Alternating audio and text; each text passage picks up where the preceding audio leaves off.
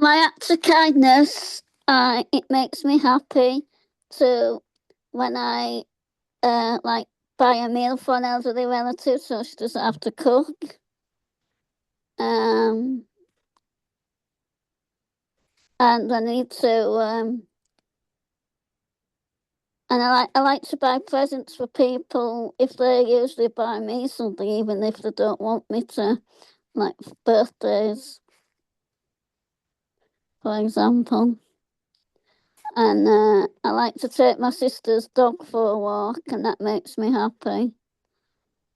And yeah, it brings me happiness, doesn't it? That's it. So it's actually when you are doing some kindness for others, it makes you happy. And that is I think that's such a lovely feeling to actually, it doesn't matter if they give you anything back, or it doesn't matter if they No, say, I don't expect it. yeah, And I don't know where I got it from either. I mean, even though my parents will have helped their parents, I don't remember like giving gifts and stuff like I do. your parents were very kind to each other. Yeah. Your dad was so kind when he took your mum when she got dementia. Tell us a bit about that. He took her everywhere. They were happy when they found out about the Alzheimer's Society, and when the Alzheimer's Society told them about different organisations that they could join.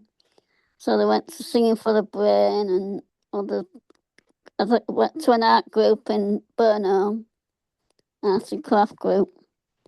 That dance cafe, I think. Yeah. And I met them at a dance, and he was dancing with your mum. Yeah. And it was lovely to see. I remember that. You know, it was years ago, and I remember that because it was so kind and it was so caring. And that leads back to when we said that you learn kindness by seeing other people being kind. It was lovely. Yeah. I think it was for my dad's 70th birthday, surprise birthday for him at the post office club. Me and my sister organised it, and my dad and my mum were dancing on the dance floor. Mum wasn't. I think she had to be held up, like, I don't think she was that mobile, and Yeah. but she still did it, and it was so good to see him dancing. Yes, it was. It was. Yeah. Oh, that's lovely to have memories of that, Julie. That's really lovely. Yeah.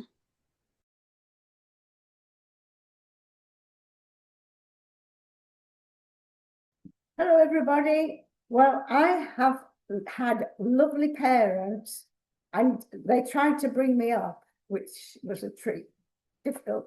But watching them made me realise what's right and what's wrong.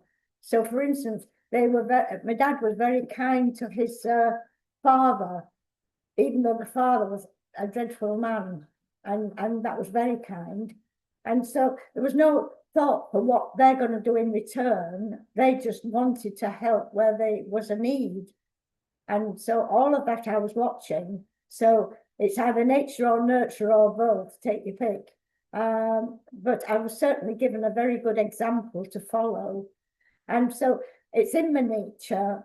I'm automatically thinking of other people and trying to help. Like Boy Scouts are supposed to do a good deed once a day.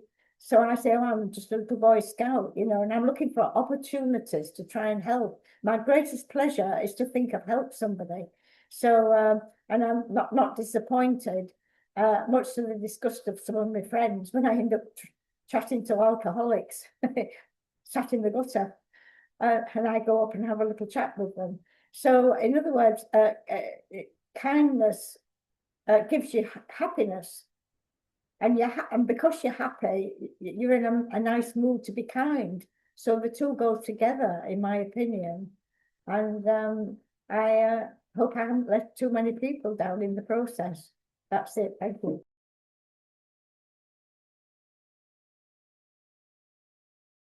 Acts of kindness. To my way of thinking, an act of kindness is treating people as you would wish to be treated. Helping needs to be genuine and not actually seeking any reward. You give an act of kindness, undertake an act of kindness because you feel somebody's struggling, they need support. They will most probably appreciate that, and they most probably will in some way reward you, but you shouldn't actually be doing an act of kindness with a reward in mind at the end of it. I think you only get what you give, so if you are kind to people, you should hopefully get kindness in return. Not always that, but hopefully it does make people realise that what you've done is a genuine act of kindness and they will genuinely return it. And do remember that therefore kindness is a two-way street. You'll only give what you get. So yes, that's my thoughts on kindness.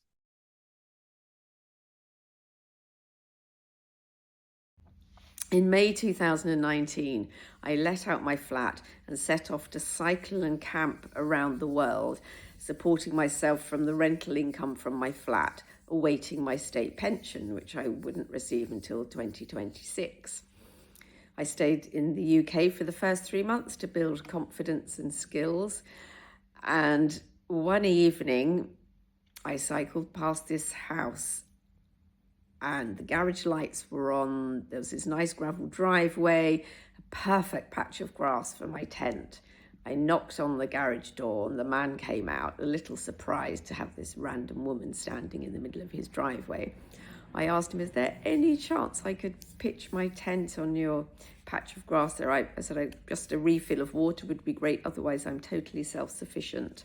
And he said, oh, I don't see why not. Let me just check with the wife. So we went in, I heard them coming back towards the door. She was saying, well, what's she like? And he said, well, she's like us, really. And she looked me up and down and she said, well, you're very welcome to pitch your tent on the grass. She said, but you're equally welcome to come in and sleep in one of the bedrooms in the house. All the kids have left home now, so there's plenty of space. And that was it. I spent the evening in their lovely house. There were many acts of kindness on this trip, and the 7-year plan became a 1-year plan, but that's another story.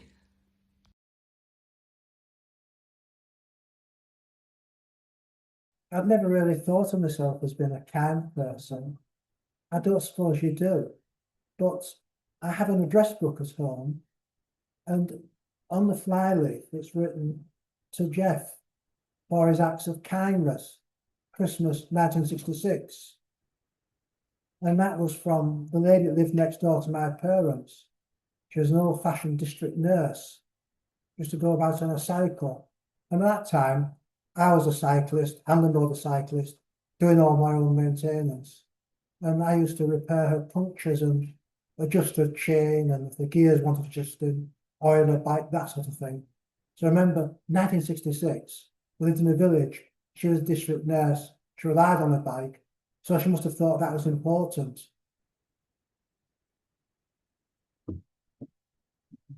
And every time I look in my address book, it's on the very first page.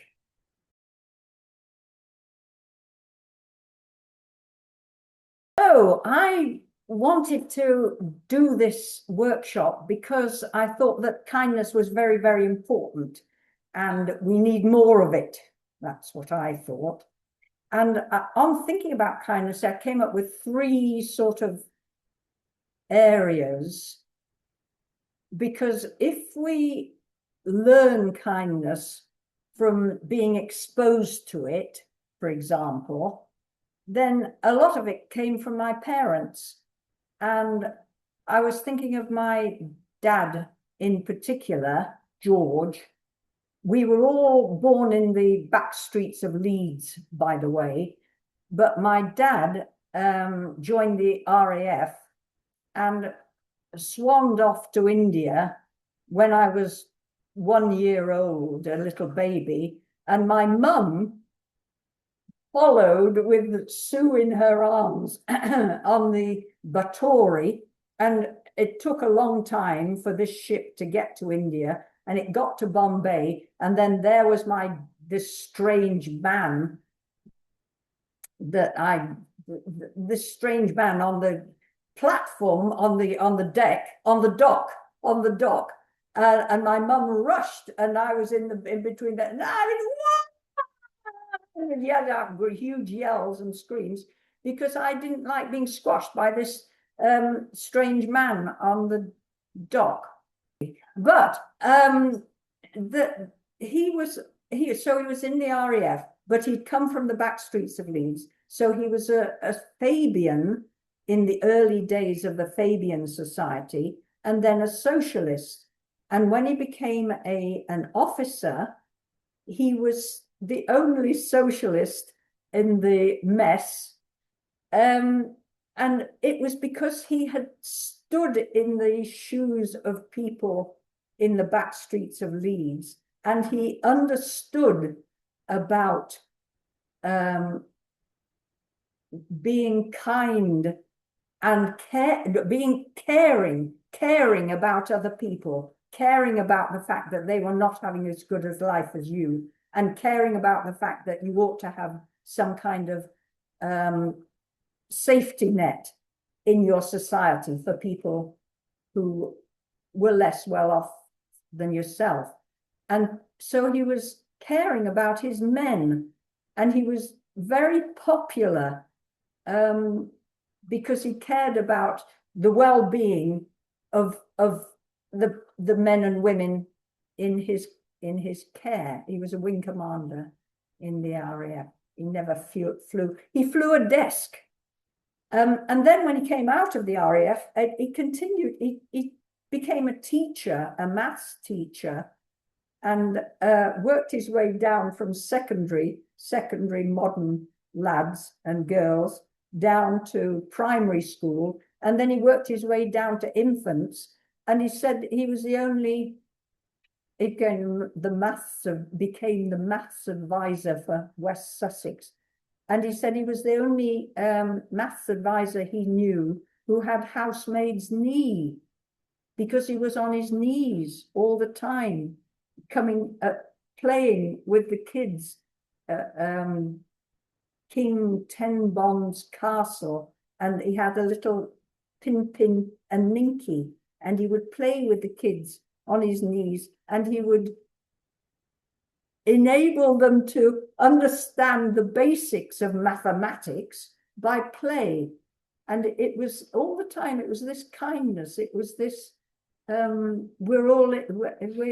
need to care for people, that I must have picked up somewhere along the line. And then the second area is theatre. And I became a drama teacher, and I wanted to work with people, with kids in comprehensive school, work with kids to grow them, to enable them to grow and express themselves, and to have emotional intelligence, so that you were sensitive and you could express emotion, and you were creative, and you could improvise, and you could bounce off each other, and you could work as a team, and you could support each other. You didn't have to be in the spotlight, and you didn't have to take all the acclaim, but you could work as a team. You could work to make the show the best it could be, and the show had to go on, and you couldn't just be sick or this or that or the other. The show had to go on. The team had to be strong and work and care for each other, and make sure that the show went on and was as good as it could be. So that was my second feeling about kindness. And when I was running a disabled theatre company in Vancouver, where people were in wheelchairs or deaf or had learning difficulties, or Eloise was blind and she had her dog Ripple, and we would look after Ripple backstage.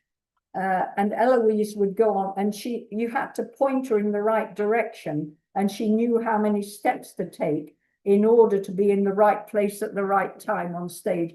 And she said, I want to dance, I want to sing, I want to dance. I said, okay, fine.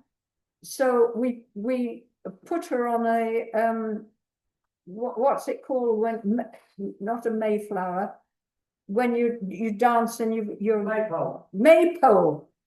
Maypole. So Eloise would dance and sing around this jolly maypole, and she knew when she was facing the audience again, because she'd done so many steps on.